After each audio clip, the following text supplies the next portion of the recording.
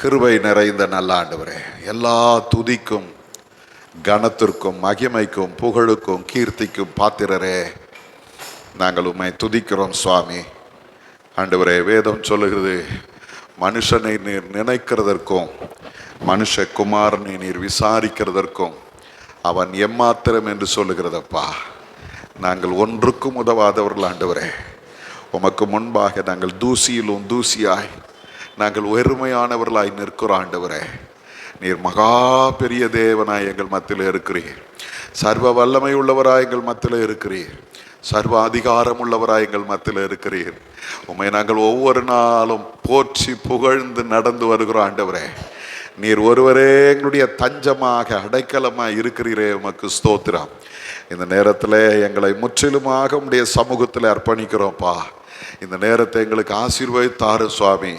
நாங்கள் உம்மை துதிக்கவும் ஆராதிக்கவும் எங்களுக்கு உதவி செய்த கர்த்தர்.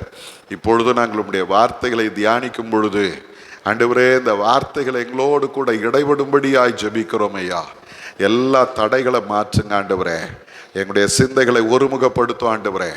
எங்களுடைய எண்ணங்களை சீர்படுத்தும் சுவாமி. கண்மலை மீட்பருமாகிய கர்த்தாவே, எங்களுடைய வாயின் வார்த்தையும் எங்களுடைய இருதயத்தின் தியானமும் உம்முடைய சமூகத்தில் பிரீதியாய் இருப்பதாக. ஆமேன், ஆமேன். உட்கார். இந்த அருமையான நேரத்திலும் வந்திருக்கிற உங்கள் யாவரையும் ஆண்டவராகிய இயேசு கிறிஸ்துவின் இனிதான நாமத்தினாலே வாழ்த்துகிறேன், வரவேற்கிறேன். ஆண்டவர் தாமே இந்த நாளுக்கும் இந்த நேரத்திற்கும் உரிய எல்லா ஆசீர்வாதங்களினாலும் உங்களை நிறைத்து வழி நடத்துவாராக. சற்று நேரம் நாம் சிந்திக்கும்படியாக தெரிந்து கொண்ட வேத பகுதி வெளிப்படுத்தின விசேஷம் 2ஆம் அதிகாரம் 8வது வசனத்திலிருந்து 11வது வசனம் வரைக்கும் நாம் எல்லாரும் சேர்ந்து வாசிக்கலாம். வெளிப்படுத்தல் 2ஆம் அதிகாரம் 8வது வசனத்திலிருந்து 11வது வசனம் வரைக்கும். சிமிர்னா சபையின் தூதனுக்கு நீ எழுத வேண்டியது என்னவெனில், முந்தினவரும் பிந்தினவரும் மரித்திருந்து பிழைத்தவருமானவர் சொல்லுகிறதாவது, உன் கிரியைகளையும் உன் உபத்திரவத்தையும் நீ ஐஸ்வர்யமுள்ளவனாய் இருந்தும் உனக்கு இருக்கிற தரித்திரத்தையும் தங்களை யூதர் என்று சொல்லியும் யூதராய் இராமல் சாத்தானுடைய கூட்டமாய் இருக்கிறவர்கள் செய்யும் தூஷணத்தையும் அறிந்திருக்கிறேன். நீ படப்போகிற பாடுகளை குறித்து எவ்வளவும் பயப்படாதே. இதோ நீங்கள் சோதிக்கப்படும் பொருட்டாக பிசாசானவன் உங்களில் சிலரை காவலில் போடுவான். 10 நாள் உபத்திரவப்படுவீர்கள். ஆகிலும் நீ மரண பரியந்தம் உண்மையாயிரு, அப்பொழுது ஜீவ கிரீடத்தை உனக்கு தருவேன். ஆவியானவர் சபைகளுக்கு சொல்லுகிறதை காதுள்ளவன் கேட்க கடவன். ஜெயங்கொள்ளுகிறவன் 2ஆம் மரணத்தினால் சோதிக்கப்படுவதில்லை என்று எழுது. பிரியமானவர்களே, இந்த நாளிலும் இந்த சபைகளை குறித்து நாம் தொடர்ந்து சிந்தித்து கொண்டிருக்கிறோம். இந்த சபைகளை குறித்து ஆண்டவர் அந்த பத்மு தீவில் இருந்த யோவானுக்கு ஆண்டவர் சில காரியங்களை கற்றுக் கொடுக்கிறார். எப்படி அவர்கள் இருக்கிறார்கள், அவருடைய சூழ்நிலை என்ன என்பதை குறித்து ஆண்டவர் அவர்களுக்கு சொல்லி கொடுக்கிறதை நாம் பார்க்கிறோம். இந்த ஆண்டவர் இந்த இடத்துல நாம் பார்க்கும்போது இந்த சிமிர்னா சபை குறித்து ஆண்டவர் சொல்லுகிற வார்த்தைகளை நாம் சிந்திக்க இருக்கிறோம். நான் ஏற்கனவே போன வாரம் அதனுடைய சிமிர்னா சபை குறித்த பின்னணியை நான் உங்களுக்கு சொல்லியிருக்கிறேன். இந்த சிமிர்னா என்ற இந்த சபைக்கு, சிமிர்னா என்கிற பெயருக்கு வெள்ளை போலம் என்று அர்த்தம், வாசனை வீசுகிற சபை. அருமையானவர்களே, இந்த சபை எபேசுவிலிருந்து ஒரு 40 மைல் தூரத்தில் இருக்கிற ஒரு இடம். இது மகா அலெக்சாண்டருடைய காலத்தில் எடுத்து கட்டப்பட்ட ஒரு நகரமாக இது இருக்கிறது. அதே போல் இந்த நகரத்தில் ஒரு பழக்கம் இருந்தது. என்ன என்றால், ரோம பேரரசனை தெய்வமாக வழிபட்ட ஒரு சூழ்நிலை இருந்தது. யாரெல்லாம் இந்த ரோம பேரரசரை தெய்வம் என்று அறிக்கை செய்யாமல் இருக்கிறார்களோ அவர்களை கொலை செய்து விடுவார்கள். அதற்கு ஒரு பெரிய உதாரணமாகத்தான் போலிகார்ப் என்கிற ஒரு பேராயரை குறித்து நான் சொன்னேன். அவர் யோவானுடைய சீடராய் இருந்து அதன் பிறகு இந்த சிமிர்னா சபையினுடைய பேராயராக உயர்த்தப்பட்டு ஏறக்குறைய 60 ஆண்டுகள் ஊழியம் செய்தவர். 85 வருடங்கள் அவர் வாழ்ந்த பொழுது 85வது வருடத்தில் அவரை கொலை செய்தார். அந்த சரித்திரத்தை வாசித்த பொழுது ஒரு ஆச்சரியம் என்னன்னா, அவரை கொலை செய்த ஆண்டு, அதாவது நாள் எப்போன்னா பிப்ரவரி மாதம் 23ஆம் தேதி என்று சொல்லுகிறார். பிப்ரவரி மாதம் 23ஆம் தேதி அவர் கொலை செய்யப்படுகிறார் 155வது ஆண்டில. அப்படிப்பட்ட சூழ்நிலை தான் இந்த சிமிர்னா சபையில் இருக்கிறது. இந்த சிமிர்னா சபை ஒரு ஆண்டவரால் புகழப்பட்ட சபை. வேதத்தில் நாம் பார்க்கும்போது 7 சபைகளில் 2 சபையை தான் ஆண்டவர் குறை சொல்லாமல் புகழ்ந்தார் என்று நாம் பார்க்கிறோம். அதில் இந்த சிமிர்னா சபை ஒரு உன்னதமான சபை. ஆனால் இந்த சிமிர்னா சபைக்காக ஆண்டவர் பேசும்போது அவர் என்ன சொல்றாரு அப்படின்னு நம்ம பார்த்தோம்னா, ஆண்டவர் இந்த சிமிர்னா சபையினுடைய சூழ்நிலைகள் எல்லாம் பார்த்தவர் சொல்றாரு. 2வது அந்த 9வது வசனத்தை நீங்க பார்த்தீங்கன்னா ஆண்டவர் சொல்றாரு, உன் கிரியைகளையும் உன் உபத்திரவத்தையும் நான் அறிந்திருக்கிறேன் அப்படின்னு சொல்றார். இந்த கிரியைகளை என்று சொல்லுகிறதையும் உபத்திரவம் என்று சொல்லுகிறதையும் ஒரு சில வேத அறிஞர்கள் ஒரே வார்த்தையாக சேர்த்து உன் உபத்திரவத்தை நான் அறிந்திருக்கிறேன் என்று சொல்லுகிறார். ஆனால் அதே நேரம் எபேசு திருச்சபைக்கு வருவீர்களானால் அங்கே ஆண்டவர் அவருடைய கிரியைகளை தனிப்பட்ட முறையிலே அறிந்திருக்கிறேன் என்று சொல்லுகிறதை நாம் பார்க்கிறோம். அவர்கள் செயல்படுகிறவர்களாய் இருந்தார்கள். அதை தான் இங்கே வேதம் சொல்லுகிறது, செயல்படுகிறவர்கள். ஒரு ஸ்டாக்னேட்டட் சர்ச் கிடையாது இல்லை, ஏதோ அப்படியே உட்கார்ந்தோம் வந்தோம் ஆராதிச்சோம் ஆண்டவரை மகிமைப்படுத்தணும் அவ்வளவுதான் அப்படின்னு போகிற சபை அல்ல. அது செயல்படுகிற சபை, கர்த்தருக்காக உழைத்த சபை, ஆண்டவருக்காக சில நேரங்களில் வேதம் சொல்லுகிறது போல உபத்திரவப்பட்ட சபை. ஒரு ஊழியக்காரர் இப்படி சொல்றாரு, அவருடைய அந்த கூற்றுப்படி நீங்க பார்த்தீங்கன்னா அந்த உபத்திரவங்களிலிருந்து உருவாகிற ஒரு கிறிஸ்தவ வாழ்க்கை இருக்குது பாருங்க, அதுதான் உறுதியான கிறிஸ்தவ வாழ்க்கை. உபத்திரவத்திலிருந்து உருவாகிறது, உபத்திரவம் என்கிற குகையிலிருந்து உருவாக்கப்பட்ட வாழ்க்கை தான் உண்மையான வைராக்கியமான பலமுள்ள கிறிஸ்தவ வாழ்க்கை. அப்ப இந்த சிமிர்னா சபை உபத்திரவங்களின் வழியாக கடந்து வருகிற சபை. இதுல முதல்ல நம்ம பார்க்க வேண்டிய ஒரு வார்த்தை என்ன தெரியுமா? அறிந்திருக்கிறேன் அப்படின்ற அந்த வார்த்தை. அறிந்திருக்கிறேன் அப்படின்றது என்ன அப்படின்னா, நம்ம இன்னைக்கு பிளட் டெஸ்ட் கொடுக்க போறோம். அந்த பிளட் டெஸ்ட் நம்ம என்னமோ ஒரு ஒரு ஒரு 5 ml பிளட் தான் கொடுப்போம். ஆனால் அதை கூராய்வு செய்து அதில் சுகர் எவ்வளவு இருக்குது, அதில் யூரியா எவ்வளவு இருக்குது, அதில் கிரியாட்டின் எவ்வளோ இருக்குது, நிறைய காரியங்களை சொல்லுவாங்க. அதில் இஎஸ்ஆர் அது இதுன்னு இல்லை, டாக்டருங்களுக்கு புரியும். மற்றவங்கெல்லாம் அதை அப்படியே பார்த்துட்டு, ஓ இது இந்த அளவு இருக்குது, இது இந்த அளவு இருக்குது, இது இவ்வளோ இருக்கக்கூடாது போல இருக்குது, நம்மளா பார்த்து தீர்மானம் பண்ணிக்குவோம் இல்லையா? அப்போது அந்த ரத்தம் கொஞ்சத்தை அவங்க என்ன பண்ணுறாங்க, பகித்து ஆராய்ந்து அறிந்து கொடுக்கிறார். அந்த மாதிரி தான் ஆண்டவர் என்ன பண்ணுறாரா, ஒரு மனிதனுடைய மொத்த தன்மையையும் அவனுடைய குணாதிசயம், அவனுடைய தேவைகள், அவனுடைய நடவடிக்கைகள், அவனுடைய பார்வை, அவனுடைய என்னென்னலாம் ஒரு மனிதனை குறித்து தெரிந்து கொள்ள வேணுமோ அத்தனை காரியங்களையும் கர்த்தர் என்ன செய்திருக்கிறாரா, தெரிந்திருக்கிறார். அதுவும் எப்படி தெரிந்து, உண்மையை தெரிந்திருக்கிறார். என்ன என்ன என்ன தெரிந்திருக்கிறார்? ஆமாங்க. ஏன்னா இன்னைக்கு நிறைய நேரங்களில் நீங்கள் பார்த்தீங்கன்னா சில காரியங்களில் தவறுகள் நடக்கிறது இல்லை. பாஸ்டம்மாவுடைய அம்மாவுக்கு ஒரு டெஸ்ட் எடுத்தாங்க ஒரு ஹாஸ்பிட்டலில். அவங்களுக்கு எல்லா டெஸ்ட்டும் எடுத்தாங்க. உடம்பு சரியில்லாமல் போன உடனே அவன் பாட்டுன்னு டெஸ்ட் மேலே டெஸ்ட் எடுத்தான். எல்லாம் எடுத்து ஒரு பண்டல் ஃபைல் போட்டு கையில் கொடுத்துட்டு சொன்னாங்க, ஒன்றும் இல்லை, இவங்களுக்கு என்னன்னு கண்டுபிடிக்க முடியல, கொஞ்ச நாள் இருந்தாங்கன்னா நாங்கள் பார்க்குறோம். நாங்கள் சொன்னோம் கொஞ்ச நாள் இருந்தாங்கன்னா எங்கள் பணம்லாம் காலி ஆகிடும், அதனால நீங்கள் அனுப்புங்கன்னு வீட்டுக்கு கொண்டு வந்துட்டோம். அப்புறம் ஒரு டாக்டர்கிட்ட பார்த்து அவர்கிட்ட சொன்னபோது அவர் வீட்டுக்கே வந்துட்டு அந்த ரிப்போர்ட்டெல்லாம் பார்க்கும்போது அவர் சிரிக்க ஆரம்பிச்சிட்டார். ரிப்போர்ட்டை பார்க்கும்போது சிரிக்க ஆரம்பிச்சிட்டார். ஒவ்வொன்றா பார்த்துட்டு சொல்கிறாரு, இது தேவையில்லாத டெஸ்ட்டு, இது தேவையில்லாத டெஸ்ட்டு, இது தேவையில்லாத டெஸ்ட்டு எல்லாத்தையும் சொல்லிட்டு கடைசியாக ஒரு ஃபைல் ஒரு டெஸ்ட்டை பார்த்துட்டு அவர் சொல்கிறாரு, இந்த டெஸ்ட்டினுடைய ரிசல்ட் இவங்களுடையது இல்லைன்றார். ஆனால் அந்த ரிசல்ட்டு அவங்க பேரில் தான் இந்த டாக்டர் செக் பண்ணாருன்னு போட்டிருக்குது. ஆனால் இவர் சொல்கிறாரு இந்த டெஸ்ட்டு இந்த ரிப்போர்ட்டு இவர்களுடையது இல்லை, யாரதையோ கொண்டு வந்து இவங்கள போட்டாங்க, நீங்கள் வேணா இன்னொரு முறை டெஸ்ட் பண்ணி பாருங்கன்னாரு. டெஸ்ட் பண்ணி பார்த்தா ரெண்டுக்கும் வித்தியாசம் இருக்கிறது. அப்போது உண்மையை அறிந்து கொள்ள முடியுமா அப்படின்னா, இந்த உலகத்தில் நிறைய நேரங்களில் பொய்யும் கூட உண்மையை போல இருக்கிறது. ஆனால் இங்கே ஆண்டவர் என்னை அறிந்திருக்கிறார். எப்படி அறிந்திருக்கிறார்?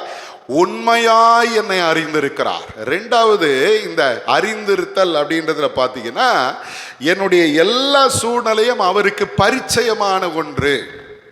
புரியுதுங்களா நான் சொல்றது? என்னுடைய எல்லா சூழ்நிலையும் அவருக்கு பரிச்சயமானது, அவருக்கு ஏற்கனவே தெரியும்.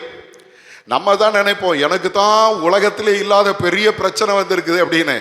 ஆண்டவர் சொல்வார், அதை பற்றி எனக்கு நல்லா தெரியும்பா, இந்த பிரச்சனை என்னன்றது எனக்கு தெரியும், இந்த போராட்டம் எப்படிப்பட்டது என்பது எனக்கு தெரியும், இது எப்படி மேற்கொள்ள வேண்டும் எல்லாமே எனக்கு தெரியும். ஆண்டவர் சொல்றாரு, எல்லாவற்றையும் உண்மை தன்மையோடு அதை நான் பரிச்சயமாய் அறிந்திருக்கிறேன். அப்போ இன்னைக்கு நீங்களும் நானும் ஆண்டவருக்கு முன்னால நிற்கும் போது ஆண்டவர் நம்மளை பார்த்த உடனே ஒரு ஸ்கேன் அப்படி எடுத்துட்டு சொல்லுவாரு, உன்னை பற்றி எனக்கு எல்லாம் தெரியும். அல்லேலூயா. நீ ஒன்று என்கிட்ட பெருசாக சொல்ல வேண்டிய அவசியமே கிடையாது, உன்னை குறித்து நான் நன்றாய் அறிந்திருக்கிறேன். அல்லேலூயா. இன்னைக்கு ஆண்டவருடைய சமூகத்தில் உங்களுக்கு எனக்கு ஒரு பெரிய நம்பிக்கை இருக்குன்னு தெரியுமா? என்னை அறிந்திருக்கிற கர்த்தர். சங்கீதக்காரன் சொல்றான், என்னுடைய நினைவுகளை தூரத்திலிருந்து அறிகிற கர்த்தர். அல்லேலூயா. நான் கிட்ட வந்து அவர்கிட்ட சொல்லணுன்ற அவசியம் இல்லை, என்னை தூரத்தில் பார்க்கும் போதே அவர் என்னுடைய நினைவுகளை அறிந்திருக்கிறார், என்னுடைய உள்ளிந்திரியங்களை ஆராய்ந்து அறிந்திருக்கிறார், என்னுடைய நாவிலே சொல் பிறவாததற்கு முன்னமே எனக்கு இன்னது தேவை என்று அறிந்திருக்கிறார், நான் எப்படிப்பட்ட சூழ்நிலையில் இருக்கிறேன் என்பதை அவர் அறிந்திருக்கிறார். அல்லேலூயா. ஆதியாகமத்தின் புத்தகத்தில் 22 அதிகாரம் 12வது வசனத்தில் பார்க்கும்போது ஆபிரகாமை பார்த்து ஆண்டவர் இந்த வார்த்தையை சொல்றார். வாசிங்க 22:12. பிள்ளை ஆண்டான் மேல் உன் கையை போடாதே, அவனுக்கு ஒன்றும் செய்யாதே, நீ அவனை உன் புத்திரன் என்றும் உன் ஏக சுதன் என்றும் பாராமல் எனக்காக ஒப்பு கொடுத்தபடியினால் நீ தேவனுக்கு பயப்படுகிறவன் என்று இப்பொழுது அறிந்திருக்கிறேன். நல்லா கவனிங்க. இந்த ஆபிரகாம் தன்னுடைய பிள்ளையை பலி கொடுக்க போகும்போது அவன் கூட ஆண்டவர் இல்லை, எங்கேயோ இருக்கிறாரு. ஆபிரகாம் என்ன பண்றாரு தெரியுங்களா? ஆண்டவர் சொல்லிட்டாரு, ஆகவே நான் என்ன செய்ய போகிறேன், என் குழந்தைய பலியிட போகிறேன். அந்த பிள்ளைய கட்டினா, பலிபீடத்தில் கிடத்தினான், கையை நீட்டி கத்தி எடுக்கிற நேரம் ஆண்டவர் அவனை பார்த்து சொல்ற ஒரு வார்த்தை தெரியுமா? நீ அவனை உன் புத்திரன் என்றும் உன் ஏக சுதன் என்றும் பாராமல் எனக்காக ஒப்பு கொடுத்தபடியினால் நீ தேவனுக்கு பயப்படுகிறவன் என்று இப்பொழுது அறிந்திருக்கிறேன். ஒரு டெஸ்ட் வச்சாரு, அந்த டெஸ்ட்ல ஆபிரகாம் பாஸ். அல்லேலூயா. அவனை பார்த்து சொல்றப்பா, நான் உன்னை பார்த்து நீ எப்படிப்பட்டவன் என்பதை இப்பொழுது அறிந்திருக்கிறேன், நீ உண்மை உள்ளவன், எனக்கு பயப்படுகிறவன் என்று அறிந்திருக்கிறேன். யாத்திராகமம் 3ஆம் அதிகாரம் 7வது வசனத்தில் வரும்பொழுது, இங்கேயாவது இந்த ஆபிரகாம் நேரடியாக ஆண்டவரோடு தொடர்பு கொண்ட ஒரு மனிதன். ஆனால் இந்த 3ஆம் அதிகாரம், யாத்திராகமம் 3ஆம் அதிகாரத்துக்கு வந்தீங்கன்னா ஆண்டவருடைய சமூகத்தில் போய் ஜெபிக்க முடியாம, கர்த்தரை நோக்கி கூப்பிட முடியாம அலறி கொண்டிருக்கிற ஒரு கூட்டத்தை வேதம் நமக்கு காண்பிக்கிறது. அடிமைத்தனத்தில் இருக்கிறாங்க. அந்த அடிமைத்தனத்தில் அவர்கள் இடுகிற கூக்குரல், அவர்கள் வடிக்கிற கண்ணீர், அவருடைய வேதனைகள், உபத்திரவங்கள் எல்லாவற்றையும் நான் அறிந்திருக்கிறேன் என்று 7வது வசனத்தில் ஆண்டவர் சொல்ற. 3ஆம் அதிகாரம் 7வது வசனம், எகிப்தில் இருக்கிற என் ஜனத்தின் உபத்திரவத்தை நான் பார்த்து ஆலோட்டிகளின் நிமித்தம் அவர்கள் இடுகிற கூக்குரலை கேட்டேன், அவர்கள் படுகிற வேதனைகளை அறிந்திருக்கிறேன். அல்லேலூயா. அவங்க வேதனை எனக்கு தெரியும், நான் அறிந்திருக்கிறேன். இன்னைக்கு அருமையான தேவஜனமே, நம்ம நினைக்கிற என் வேதனை யாருக்கு தெரியும், என்னுடைய போராட்டம் யாருக்கு தெரியும் அப்படின்னு நம்ம நினைக்கிறோம். ஆனால் ஆண்டவர் சொல்றாரு, அந்த ஜனங்களுடைய வேதனையை நான் அறிந்திருக்கிறேன். அப்போ இன்னைக்கு நீங்களும் நானும் தைரியமாய் ஆண்டவருடைய சமூகத்துக்கு போகலாம். காரணம் என்ன தெரியுமா? என்னை முற்றிலுமாய் அறிந்திருக்கிற ஒரு ஆண்டவர். அல்லேலூயா. என்னை அவர் அறிந்திருக்கிறவர். அதே போல உபாகமத்தின் புஸ்தகத்தில் நீங்க பார்த்தீங்கன்னா அந்த இடத்துல இந்த இஸ்ரவேல் ஜனங்களுடைய குணாதிசயங்களையும் அவர் அறிந்திருக்கிறார். 31ஆம் அதிகாரம் 27வது வசனத்தை வாசி பாருங்க. உபாகமம் 31:27. நான் உன் கலக குணத்தையும் உன் கடின கழுத்தையும் அறிந்திருக்கிறேன். பாருங்க, அந்த ஜனங்களை பார்த்து ஆண்டவர் சொல்லும் போது என்ன சொல்றார் தெரியுமா? நான் எதை அறிந்திருக்கிறேன்? உன் கலக குணத்தை நான் அறிந்திருக்கிறேன். இந்த ஜனங்க எப்ப பார்த்தாலும் கர்த்தருக்கு விரோதமாக கலகம் பண்ணினவர்கள், முறுமுறுத்தவர்கள், எப்பவும் ஆண்டவர் எங்களுக்கு இதை தரல அதை தரல அப்படின்னு ஆண்டவரை குறை சொன்னவங்க. அதனால கர்த்தர் சொல்றாரு, நான் உன் கலக குணத்தையும் உன் கடின கழுத்தையும் அறிந்திருக்கிறேன். யாரும் போய் ஆண்டவரை இவங்க இப்படி இருக்கிறாங்க, இவங்க இந்த மாதிரி பண்ணிட்டாங்க, எனக்கு இப்படி பேசிட்டாங்க அப்படியெல்லாம் சொல்ல வேண்டிய அவசியமே கிடையாது. என்னாகமம் 12ஆம் அதிகாரம் உங்களுக்கு எனக்கும் கற்றுத்தருகிற ஒரு காரியம் உண்டு. மோசேக்கு விரோதமாக அவனுடைய சொந்த சகோதரனும் சகோதரியும் அவனுக்கு எதிராக பேசும்போது ஆண்டவர் என்ன செய்தார் தெரியுமா? அவர் அங்கே இறங்கி வந்தார் என்று சொல்லுகிறார். மோசே போய் ஜெபம் பண்ண, ஆண்டவரே எங்கள் அண்ணன் என்னை இப்படி திட்டுறான், எங்கள் சகோதரி இப்படி பேசுகிறாங்க சொல்லவே இல்லை. ஆனால் கர்த்தர் இறங்கி வந்தார். காரணம் தெரியுமா? அவர் மோசே அறிந்திருந்தார். இந்த மோசே பூமியில் உள்ள சகல ஜனங்களிலும் அவன் யார்? மனிதரிலும் மிகுந்த சாந்த குணம் உள்ளவன். அவன் என் கூட நேரடியாய் பேசுகிறவன், என்னுடைய நண்பன், நான் அவன் கூட பேசுவேன். ஆகவே அவனுக்கு எதிராக ஒரு 2 பேர் எழும்பி அவனை திட்டும் போது அல்லது அவனை தூஷிக்கும் போது ஆண்டவரால் சும்மா இருக்க முடியல. எனக்கு ஆண்டவருடைய சமூகத்தில் வந்திருக்கிற தேவ ஜனமே, உன்னுடைய எல்லா சூழ்நிலையும் அறிந்திருக்கிற ஒரு ஆண்டவர். சங்கீதக்காரன் சொல்றான் 31ஆம் சங்கீதம் 7வது வசனத்தில், என் உபத்திரவத்தை பார்த்து என் ஆத்தும வியாகுலங்களை அறிந்திருக்கிறவர் அப்படின்னு அவர் சொல்றார். என் ஆத்தும வியாகுலங்களை அறிந்திருக்கிறவர். மத்தேயின் சுவிசேஷத்தில் வந்தீங்கன்னா 6ஆம் அதிகாரம் 8வது வசனத்தில் ஆண்டவராகி இயேசு கிறிஸ்து தம்முடைய சீஷர்களுக்கு சொல்லும் போது இப்படி சொல்றார். வாசிங்க 6ஆம் அதிகாரம் 8வது வசனம். அவர்களைப் போல நீங்கள் செய்யாதிருங்கள், உங்கள் பிதாவை நோக்கி நீங்கள் வேண்டிக் கொள்கிறதுக்கு முன்னமே உங்களுக்கு இன்னது தேவை என்று அவர் அறிந்திருக்கிறார். அல்லேலூயா. இங்க ஆண்டவர் நமக்கு சொல்ற இன்னொரு காரியம் தெரியுமா? உன்னுடைய தேவை என்ன என்பதுன்னு எனக்கு தெரியும். அல்லேலூயா. ஆண்டவர் அங்கே சொல்லும்போது சொல்றாரு, அஞ்ஞானிகள் என்ன பண்றாங்களாம்? பார்வைக்கு நீண்ட ஜபம் பண்றாங்க. அல்ல, அங்கே சொல்லும்போது 7வது வசனம் சொல்றார், நீங்கள் ஜபம் பண்ணும்போது அஞ்ஞானிகளைப் போல வீண் வார்த்தைகளை அலப்பாதேயுங்கள். அல்ல, நம்ம என்ன நினைக்கிறோம்னா, ஷார்ட்டாக ஒரு ஜபம் பண்ணால் ஆண்டவர் கேட்க மாட்டாருங்க. அவர்கிட்ட ஒரு பெரிய ஜபம் பண்ணணும். ஒரு 1/2 மணி நேரம் ஆண்டவரே ஒரே காரியத்தை திரும்ப திரும்ப திரும்ப சொல்லி அதை அப்படி பண்ணுங்க இப்படி பண்ணுங்க. இன்னும் விசேஷம் என்னன்னா, பைபிளில் இருக்கிற மொத்த வாக்குத்தத்தங்களையும் அங்கே சொல்லி ஆண்டவருக்கு ஞாபகப்படுத்தி, ஆண்டவரை இப்படி சொன்னீரே இப்படி சொன்னீரே இப்படி சொன்னீரே இதெல்லாம் எனக்கு செய்யுங்க. ஆண்டவர் சொல்றாரு, அப்படி சொல்லாதீங்க. ஏன் தெரியுமா? நீ வாயை திறக்கிறதுக்கு முன்னாலேயே உனக்கு என்ன தேவை என்பதை கர்த்தர் அறிந்திருக்கிறார். இல்லை, நம்ம வீட்டில் பிள்ளைங்க நம்மக்கிட்ட வந்து அவங்க தேவையை சொல்ல வருவாங்க. அவங்க பாட்டுன்னு பேசிக்கிட்டே இருந்தாங்கன்னா நீங்கள் என்ன சொல்லுவீங்க தெரியுமா? டேய், எல்லாம் எனக்கு தெரியும், கொஞ்சம் அமைதியாக இரு, நான் பார்த்துக்கிற விடு, ஏன் நீ இதை பற்றி பேசிகிட்டு இருக்கிற சொல்கிறோம்ல. அதே மாதிரி தான் ஆண்டவர் சொல்கிறார், உன்னை பற்றி எனக்கு எல்லாம் தெரியும், உனக்கு என்ன தேவை என்பது எனக்கு தெரியும்.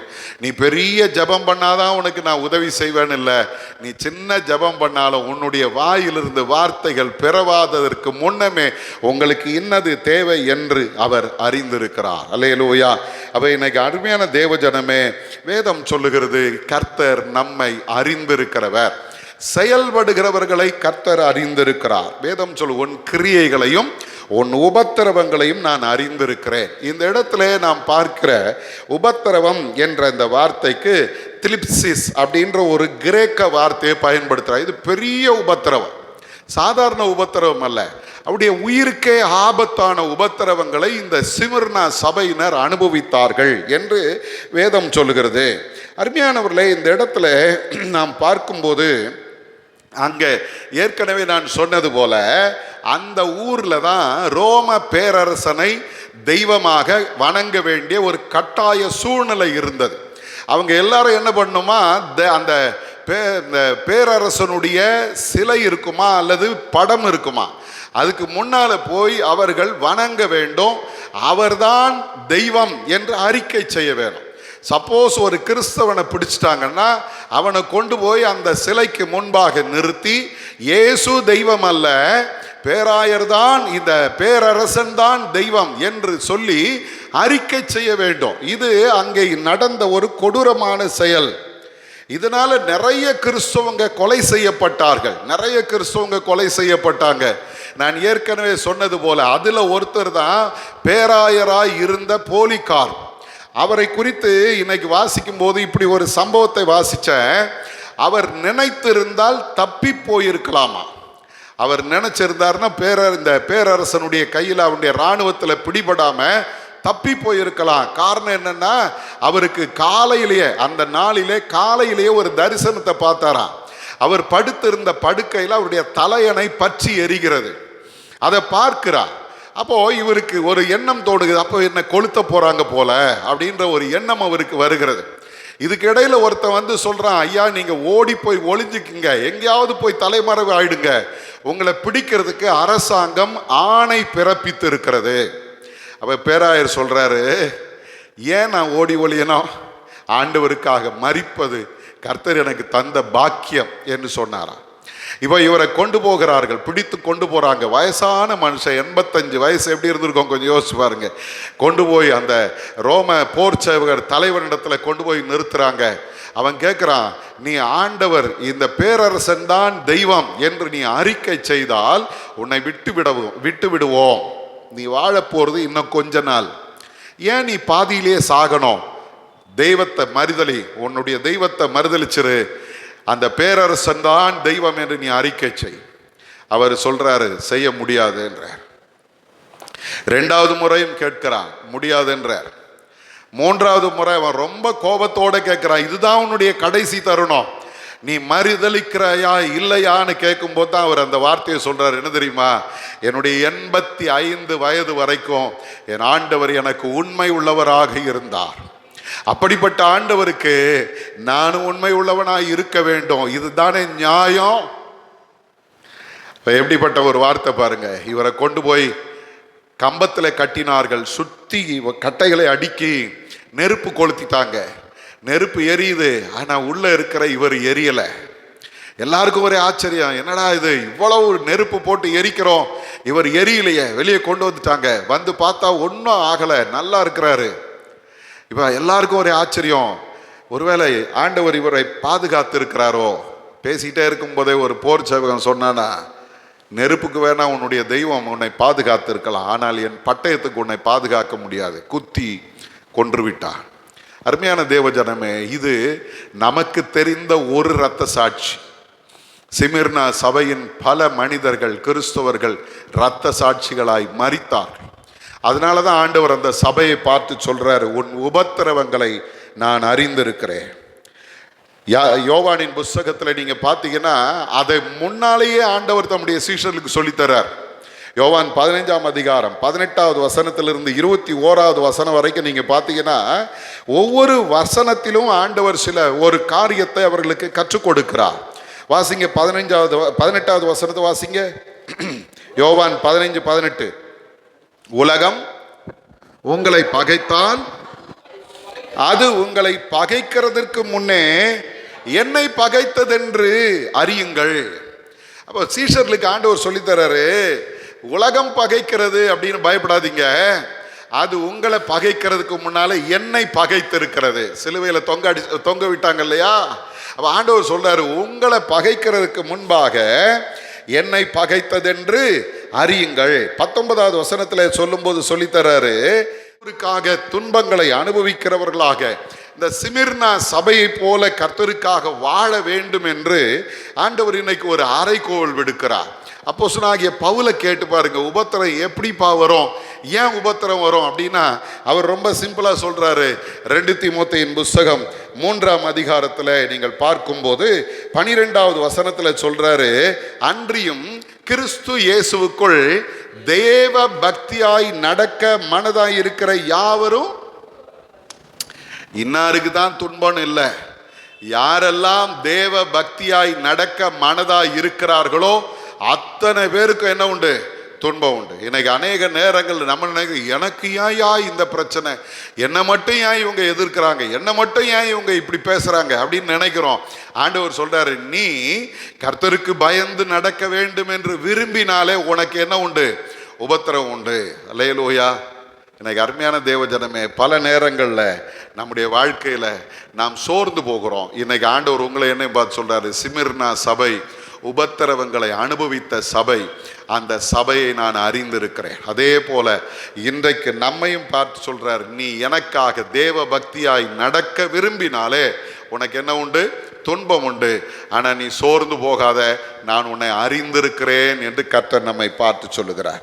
பிலிப்பியர்ல பவுல் அப்போஸ்தலன் 1ஆம் அதிகாரம் 29வது வசனத்தில் சொல்லும்போது சொல்றாரு, நாம் அவரை விசுவாசிக்கிறதுக்காக மட்டுமல்ல, அவருக்காக பாடுபடவும் நமக்கு அருளப்பட்டிருக்கிறது. வாசிங்க அந்த வசனத்தை, பிலிப்பியர் 1:29.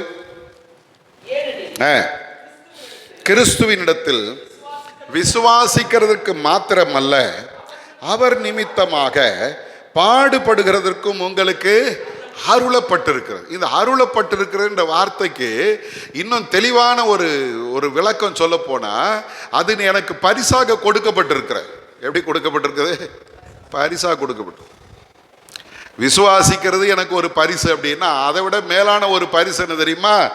அவர் நிமித்தமாக பாடுபடுகிறது எனக்கு அதை விட பெரிய பரிசு. அதனால தான் பவுல் சொல்றான், கிறிஸ்து எனக்கு ஜீவன், சாவு எனக்கு ஆதாயம். லாபம் என்ன அப்படின்னா, சாவு தான் என்னுடைய லாபம். அப்போ போராட்டங்கள் மிகுந்த ஒரு வாழ்க்கை இல்லை? 2 கொரிந்தியர் 13ஆவது அதிகாரத்தில் 5வது வசனத்தில் சொல்றாரு, நம்ம எல்லாரும் பரீட்சைக்கு நிற்க வேண்டியவர்கள் இல்லை? பரீட்சைக்கு நிற்க வேண்டிய. வாசிங்க பார்க்கலாம் 13:5. நீங்கள் விசுவாசம் உள்ளவர்களோ என்று உங்களை நீங்களே சோதித்து அறியுங்கள், உங்களை நீங்களே பரீட்சித்து பாருங்கள். இயேசு கிறிஸ்து உங்களுக்குள் இருக்கிறார் என்று உங்களை நீங்களே அறியீர்களா? நீங்கள் பரீட்சைக்கு நில்லாதவர்களாய் இருந்தால் அறியீர்கள். எனக்குள்ள ஆண்டவர் இருக்கிறார் என்றதை எப்போ நான் அறிந்து கொள்ள முடியும் அப்படின்னா, நான் பரீட்சிக்கப்பட வேண்டும். அல்லேலூயா. உபத்திரவம் இல்லாமல் கிறிஸ்துவ வாழ்க்கை வாழ முடியாது. உபத்திரவங்களின் வழியாகத்தான் ஆண்டவருடைய வார்த்தை, ஆண்டவருடைய பரலோகத்தை நாம் அடைய முடியும்.